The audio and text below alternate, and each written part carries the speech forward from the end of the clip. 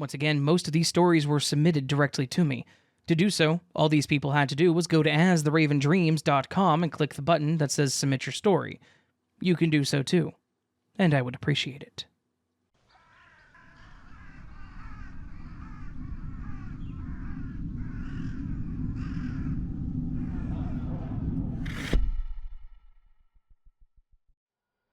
I have, for sure, died twice. Quite possibly 4 times. Of the 2 I'm very confident in, the first one happened in about 1998, and the other in 2018 or so. In the first instance, my best friend and I were driving gravel back roads in the middle of the night, 40 miles between towns in rural South Dakota. I was admittedly going far too fast, and we came over a small rise, and there was a T in the road where you could turn left or right, but straight forward was a driveway for a farmhouse. The driveway went for about half a block or so, and then transitioned into a cornfield. I remember saying, "Ah, hell," and starting to slow down as we started flying through very tall corn. It was late summer, and the corn stalks were basically full grown. The sound as my car plowed over the corn stalks and into the field sounded like the most vicious hailstorm ever. The experience was completely overwhelming to the senses. The sights and sounds of flying headlong at high speeds into a fully grown, densely planted cornfield cannot be overstated. This is where things get weird. The next thing I remember was sitting at a stop sign where we would turn onto the main highway in the area. It was nearly completely silent, with only the light hum of the engine creating any sound. This was at least several miles away from the field that we had just flown into.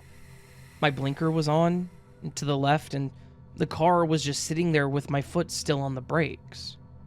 The lack of motion and dead silence was, for some reason unknown, also absolutely overwhelming. I felt extremely disoriented and discombobulated, and honestly was not certain how I had come to this point, and was even concerned that perhaps I had blacked out or something. I just was not certain how we had arrived where we were currently sitting. At this point, I did not remember flying through that intersection or crashing through the cornfield. My memory was gone, either blocked or just unremembered. I looked over at my friend and again said, "What the hell?" He had a dumbfounded look on his face as well and shrugged his shoulders, then after a moment said, "I think we go left." I actually got out of the car and found the Northern Star to make sure that we would be turning the correct direction onto the highway. I also surveyed the situation, grasping for some semblance of understanding. We were surprisingly close to the town that I lived in at the time. In short order, we made it to my apartment, and both crashed as it was 4 in the morning, and we'd had a very long day.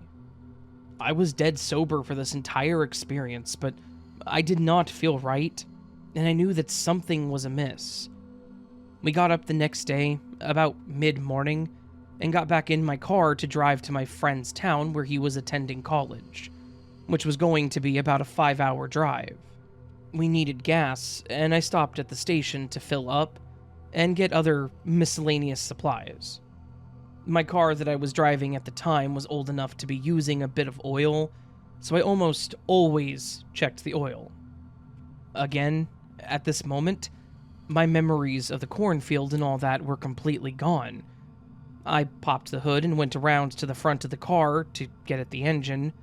I lifted the hood and glanced down. I have never been so absolutely baffled and immediately enlightened at the same time. A light breeze would have knocked me over. The engine compartment was almost completely chock full of corn stalks. My knees went weak and I became very, very heavy, and I felt the world perform several full spins. Once again, I very loudly and firmly proclaimed, "What the hell?" I called to my friend so he would come around to the front of the car. The very instant I saw the corn stalks in the engine compartment, the entire accident flashed back to me.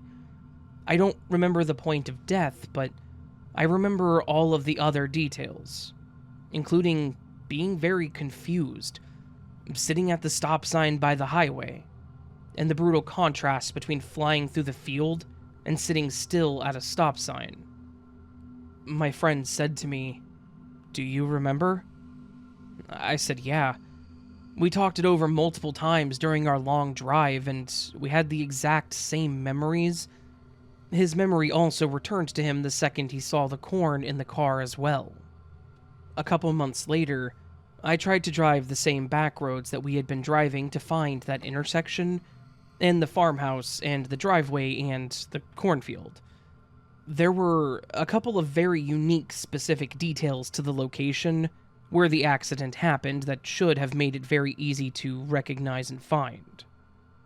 I was never able to locate a spot like this on any of the roads anywhere around where we would have been driving.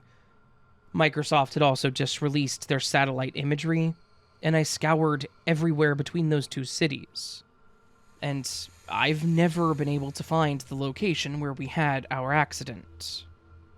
I honestly don't think it exists on this timeline. And the other time I was out in the middle of the night, again in a very rural area during a thunderstorm, to take lightning photos. I'm pretty sure that I saw the lightning bolt that killed me prior to my timeline jump. I remember sitting in the car and finishing my styrofoam cup of gas station coffee, and hopping out of the car to smoke a cigarette and go to the restroom on the gravel road. Most of the lightning was several miles to the west, and it wasn't even actually raining where I was parked. I wasn't worried about the lightning's safety at this point. Now, the very large power lines that take electricity to the town I was living in were right by this road.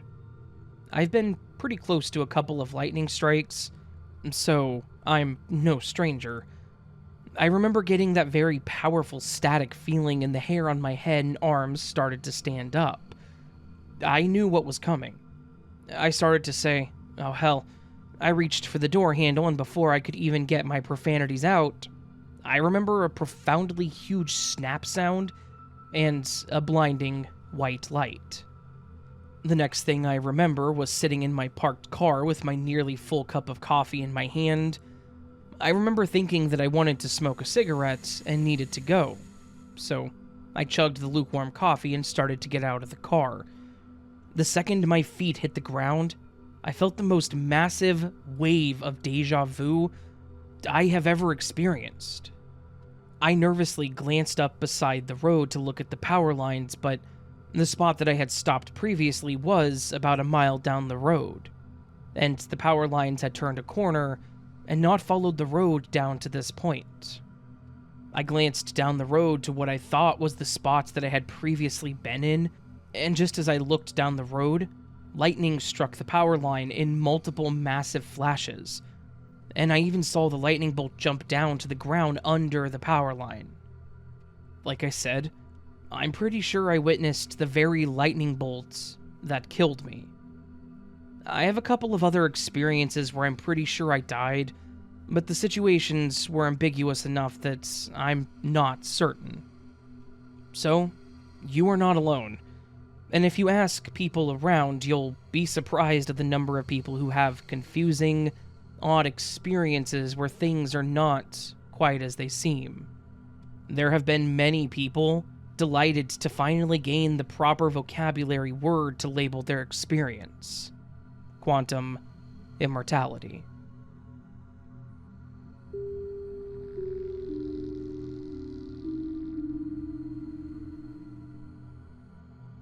Hey Raven, I just wanted to thank you for all that you do before I get into my little story. I've been an avid listener to the podcast for a while now, and no matter how scary the stories you read are, your voice never fails to calm me down after a long day. Well, thank you, Adam, that's honestly appreciated. Now, for the story. This event took place around a year ago, but I've never had the time to sit down and write it out until now. A bit of background is needed to explain my exact situation. I was in the spring semester of my senior year of high school, and my English teacher had assigned our class a project that required us to send letters to local businesses as a test of our persuasive writing. The goal was to convince the business to send us some of their products, both for our own personal use and to put on display at the school for advertising purposes. I wrote to several companies, but only one ended up replying. It was a soda company based in the next city. My father had urged me to write to them because, from what I remember, he had personal connections within the business. The company sent back a letter thanking me for contacting them and a crate of exactly 15 bottles of soda. The crate was delivered to my school and given to me in class by my teacher. The company at the time had 5 flavors: cherry, orange, root beer, ginger ale, and a no-sugar lemon lime.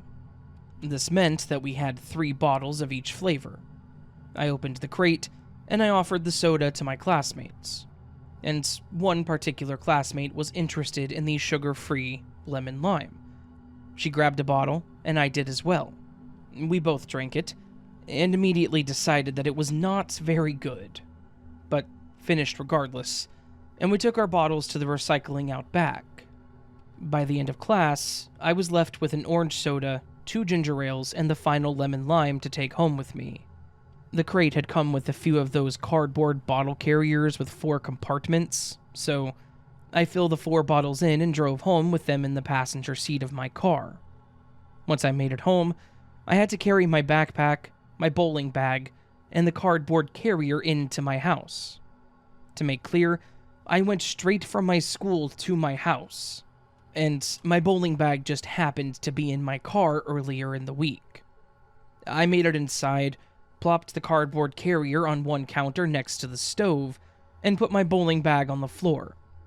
My backpack was still on my back, but before taking it off, I took one of the ginger ales out of the carrier to drink. I turned away and began going through my regular after-school routine, which mostly consisted of checking my phone and rifling through my backpack. After around 10 minutes, I turned back to the carrier, realizing that it was probably best to put the remaining 3 bottles in the fridge.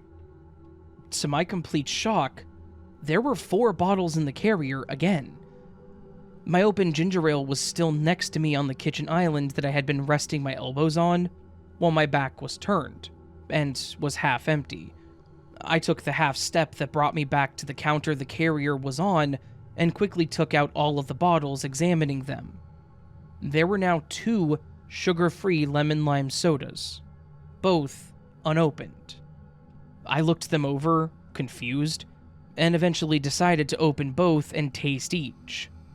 I had known what glitches in the Matrix were, and I believe at this time I had begun listening to your podcast too, although I never thought that something like that would happen to me. So I was determined to logic this situation out. I opened both bottles, and each made the telltale pop and fizz you would hear from a bottle that had not been opened before. They both tasted the same as well, and I, confused as all hell, slid them back into the carrier. I turned to check on my ginger ale to make certain that I had not been hallucinating, as at that time I was unfortunately prone to doing so, although not to this extent. The bottle was still there next to my backpack and still half empty. I began turning the situation over in my head and realized that I could not have carried this one in, as carrying the 4 bottles in one hand and my 20-pound bowling bag in the other made it impossible for me to hold an extra bottle. So, I hadn't just forgotten that I had carried it in. And even more obviously, the company had only sent me 3 bottles of each flavor. My classmate and I had drank 2 of the lemon lime flavors in class, leaving only a single one remaining. I was home alone, and no one could have snuck it in onto the counter behind me to confuse me. I even found out later that this particular flavor at the time was only available through special order, so the chance of this being some odd joke were even more slim. I sat and thought for a while and eventually put the carrier away in the fridge and tried to move on with my day. Of course, it still stuck with me. I wasn't scared by it. The idea of glitches don't particularly scare me, but because it was my first experience in which I realized I was dealing with a glitch, I guess the memory follows me. I even bring it up to my mom from time to time, as I told her about it later that day, and she had no explanation for it either. I had brought that specific lemon-lime flavor home for her to try, as opposed to pawning it off on another classmate because I didn't like the flavor. I think I might even still have the 2 now empty bottles buried somewhere in my room, since I used to collect bottles, mainly root beer. Even though this event wasn't a major glitch or anything that genuinely affected me, it does make me think sometimes. It's a fascinating world that we live in, even if things fall through the cracks from time to time.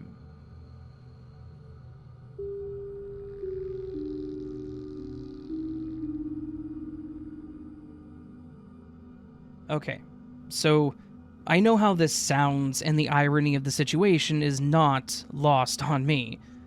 I enjoy listening to your videos on YouTube where you read a selection of true Glitch in the Matrix stories.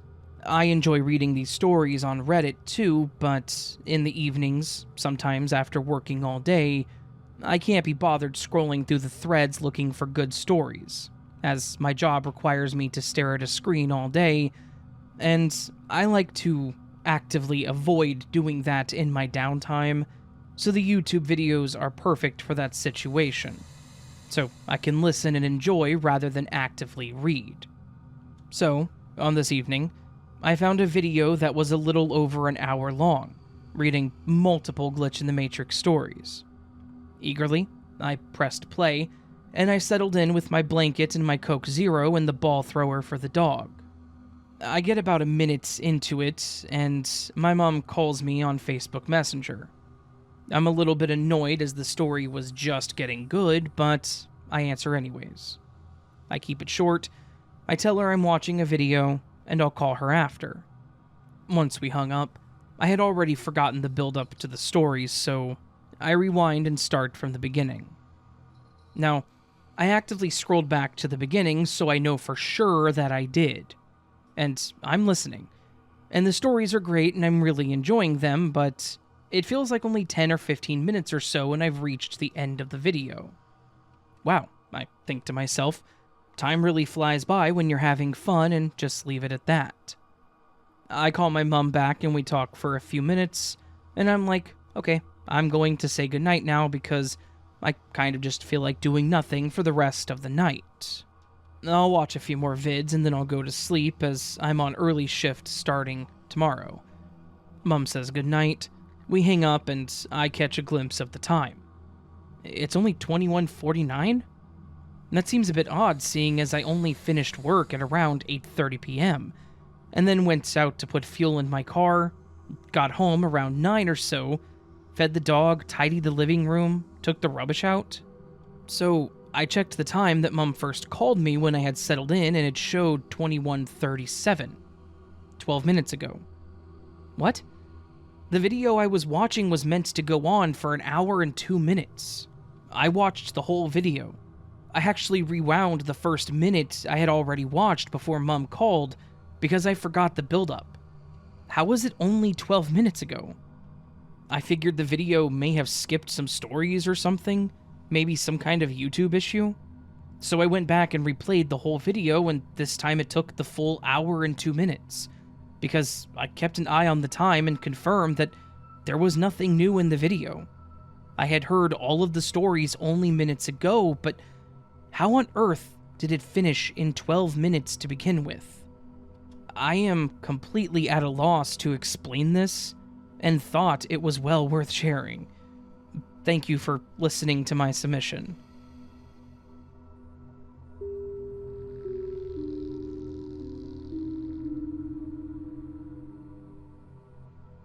Hi, Raven. I would be lying if I said that I'm not a huge Matrix fan, having watched all the movies numerous times. Sure, they give you something to think about, but nobody ever expects to truly start questioning if their reality is real. Sure, there are always the odd thing here or there that happens that one chalks up to forgetfulness or tiredness, but this one, I cannot rationally explain. Just a bit of backstory. My husband and I moved in with his dad a number of years ago, as he is in his 80s and is unsteady on his feet.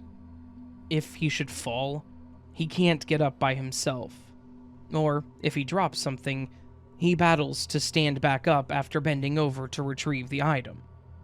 So, of course, I listen out carefully in case he should fall or drop something.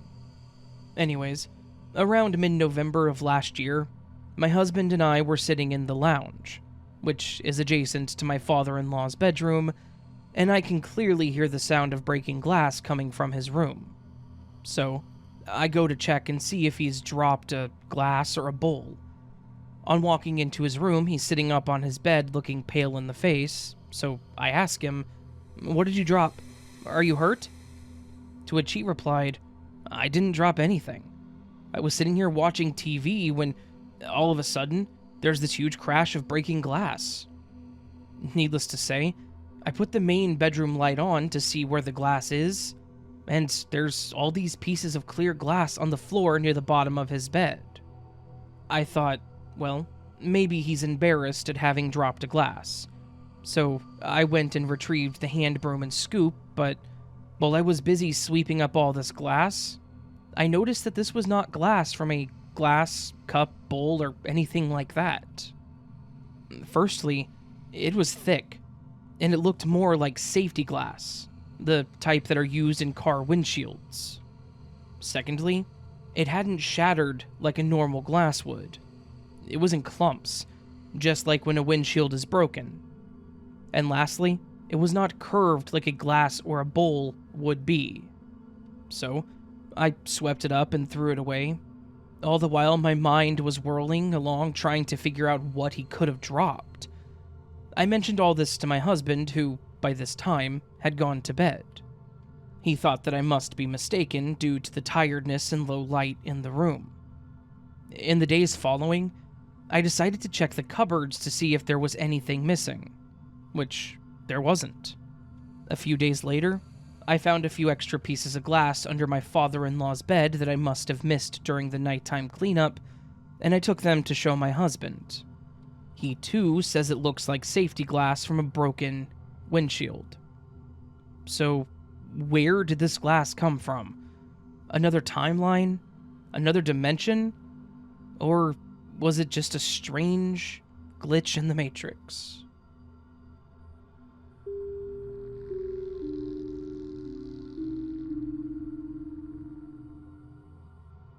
Hi, Raven. I'm a 47-year-old female who listens to your channel daily, if possible. I had a glitch happen to my family, and I decided today that I wanted to share it with you and your listeners.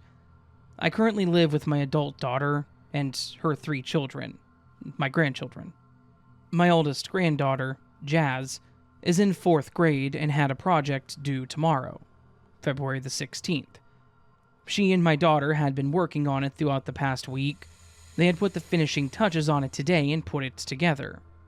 FYI, it was a recycle project where they had to use all recyclable items to create anything they wanted. So, Jazz thought to make flowers in a pot.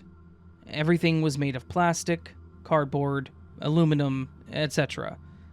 The one thing my daughter bought from the Dollar Tree was a small oval-shaped aluminum tin for the actual pot. This tin was printed with the words, flowers and garden. She had a place on our kitchen table while they all got their supplies together that they were going to use. So, the whole family had seen this tin, with those words printed in English. They sat in the middle of the living room, putting this all together right in front of me. The other 2 grand kiddos were in the back room playing. Just as Jazz and my daughter, who was, of course, assisting her with the hot glue gun and whatnot, were almost done, I'm looking at it and I see the tin pot reads, Fleurs et Jardin. I ask my daughter if the other side of the tin had the English flowers and garden, and she looks down at it the side facing her and away from me, and looks back up at me with a shocked look on her face. She then picks the whole thing up. Mind you, the tin pot was sitting flat on the floor right in front of her, turns it around, looks up at me again in shock and says, "What the hell?" I asked her if she had purchased 2 tins by chance, and she said no, only this one. I thought surely she was mistaken, and picked up 2 by chance, so I went searching the house where the bags had been and on the kitchen table where she had originally put it, but did not find another tin. We even checked the receipt because she had bought a few other miscellaneous items that we needed for our home, but she was only charged for the 1 tin pot. So, during the time that they were putting together this project in the middle of the living room, right in front of me, this tin's words changed from English to French, and the font was even different. We were all very surprised. It seemed like my daughter and Jazz just blew it off after a little while, but I, on the other hand, was like, oh my goodness, this is our own glitch in the Matrix. This is the second one I've experienced, but it surely leaves you scratching your head. Like, what is really going on?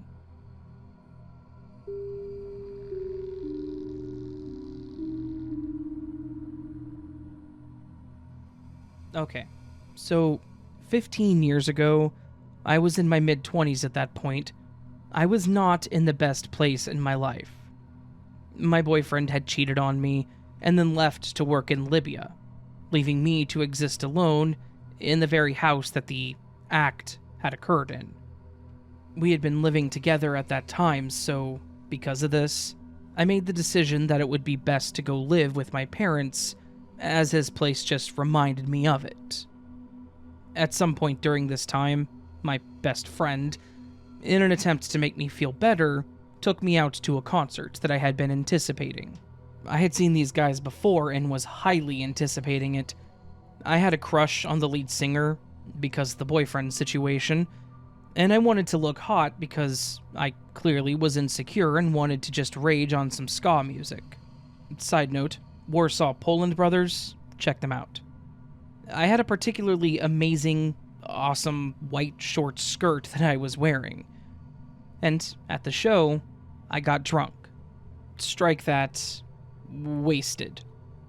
My parents, although very loving, were very strict about their rules that I was to abide by while I was living under their roof.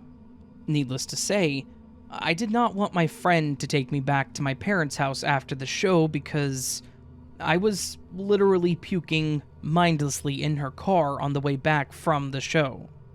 I didn't want to deal with the repercussions involved with my life choices should I arrive back at my parents' house in that condition.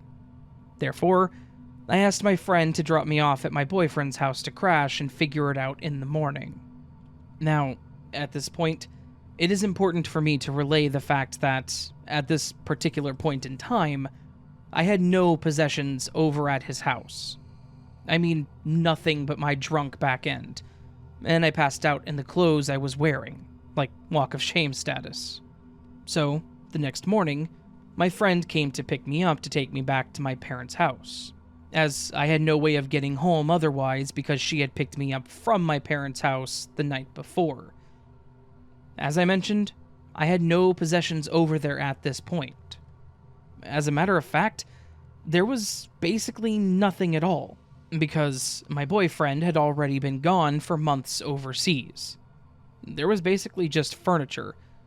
Yet, as I went to put my clothes back on from the night before, because that's all I had with me, the skirt was MIA. It was gone. No, seriously, not like I couldn't find it. Like I said, there was only basic furniture. Therefore, there were no clothes or piles of crap or anything to look through to find it. It was just straight up gone.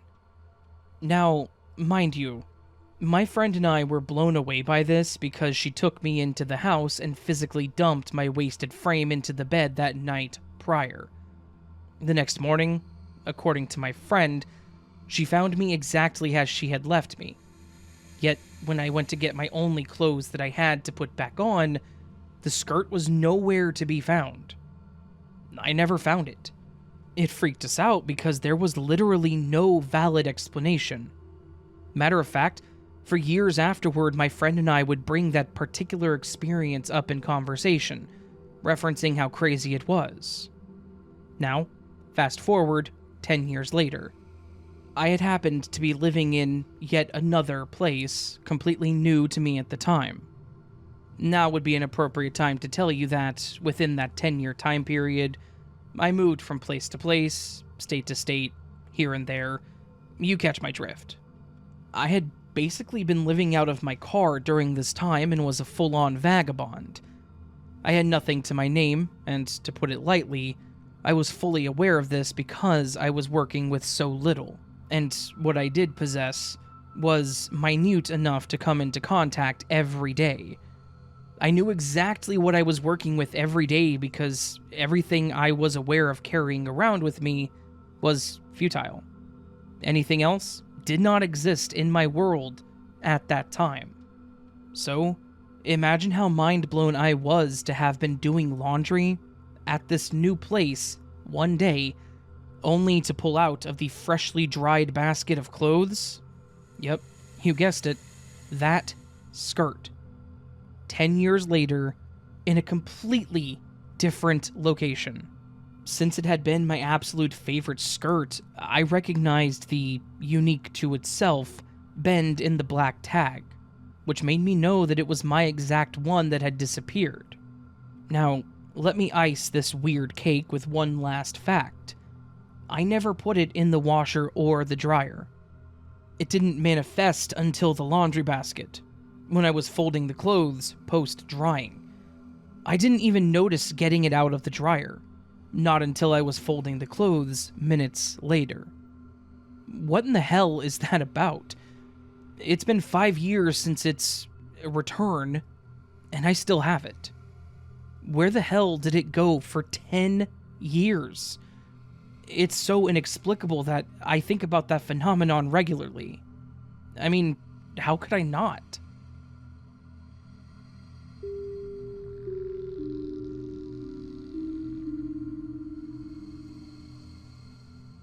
Hi, Raven.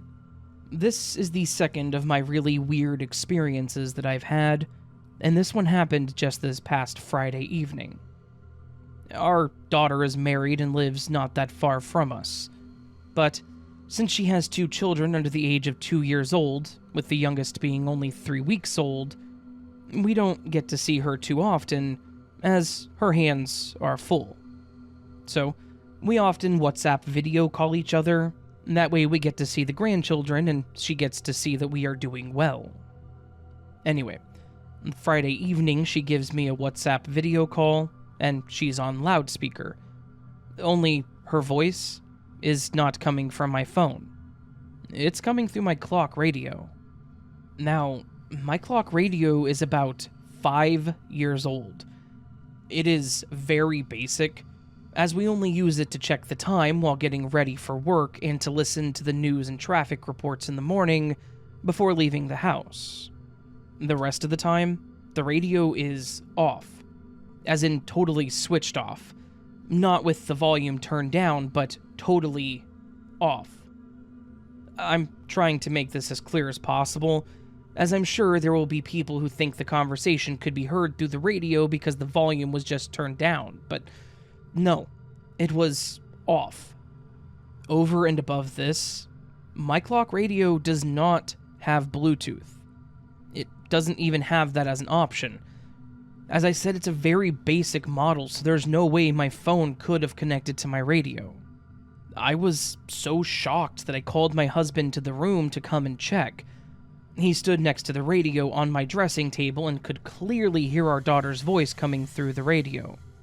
Once he had confirmed this, it just stopped and came through the phone speaker, almost as if the programmer suddenly realized the mistake and corrected it. So, if there's someone out there that can offer a better explanation, I am more than happy to listen, as these glitches seem to be happening more often and have become more noticeable. But thank you again for your time, and please keep up the great work that you do. I love listening to your podcasts as they make the day so much more enjoyable and reaffirm that I'm not going crazy, and that these things don't only happen to me.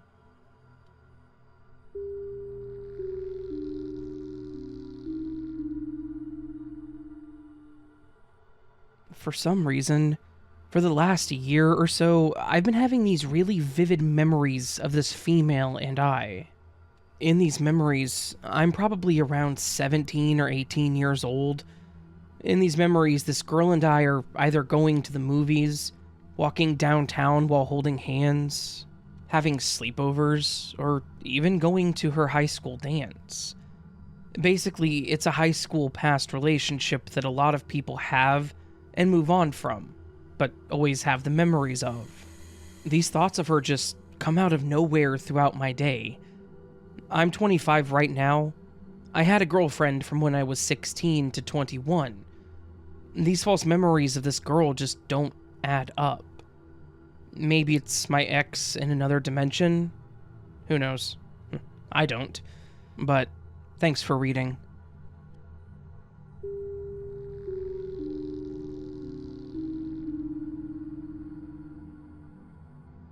Hello, Raven. I just wanted to tell you my story about a time glitch. Well, that's what I think it was anyways. And this happened approximately 30 years ago. I grew up in a city that is famous for its mission-turned-famous hotel. My friends, my sister, and I used to sneak into the hotel and explore. On one such exploration, 3 of my friends, my sister, and I decided that we would try opening doors and see if we could peek into some rooms. We started on the 3rd floor. The hotel has 3 floors and rooftop suites, with no luck. We then proceeded to go down to the 2nd floor, where we were successful in opening some doors just to find conference rooms. One of the open doors led us to a small L-shaped exhibit. It contained like 5 statues of saints and 3 old Bibles behind glass. We spent some time putting our noses against the glass trying to read the Bible passages and the plaques under the statues. After like 20 minutes, we left, and didn't really think anything of it. The next week, our other friends wanted to explore the hotel, so we snuck in again. While there, one of my friends that was with us the previous week said that we should take our friends to the exhibit room. We went to the 2nd floor and started opening doors to the conference rooms. We got to the door where the exhibit was, and it was locked. A maintenance man happened to be walking by, so we asked him when the exhibit would be open again. He looked confused and told us that there weren't any exhibit rooms in the hotel, only in the museum. The hotel also has a museum on the 1st floor. We then proceeded to tell him that the previous week we had been there, and he asked us to show him where. We took him to the locked door. He said that the locked door was to an electrical room, and he opened it and showed us. Sure enough, it was an electrical room. We were confused and explained to him what we saw the previous week. He was concerned and took us down to speak to the manager. The manager assured us that there was no such exhibit room within the hotel. Then, he took us down to the museum and asked the curator about it. She confirmed that there wasn't any such room, and even showed us the floor plans to the hotel. When we pointed to where the supposed exhibit room was, the plans said electrical. My friends and I were so perplexed. I know for a fact that we were in that room. 5 people cannot all be wrong. We all still even talk about that room. Could we have ended up in a parallel universe?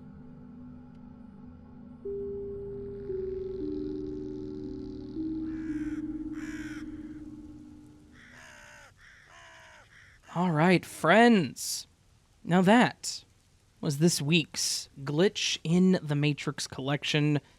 A collection of very strange and weird stories coming to you on this Monday. Wait a second. Hang on, let me rewind that. A collection of very strange and weird stories coming to you on this Tuesday. There we go. That's better. It's a bit of a glitch, I understand, this week. Glitch stories on a Tuesday. I've mentioned it happens sometimes.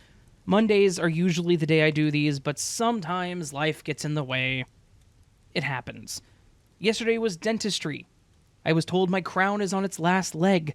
I've had to have it reinstalled several times. It is 8 years old now, almost at this point. And apparently, my tooth has shifted way too much. So I'm going to need to get a new crown in the near future.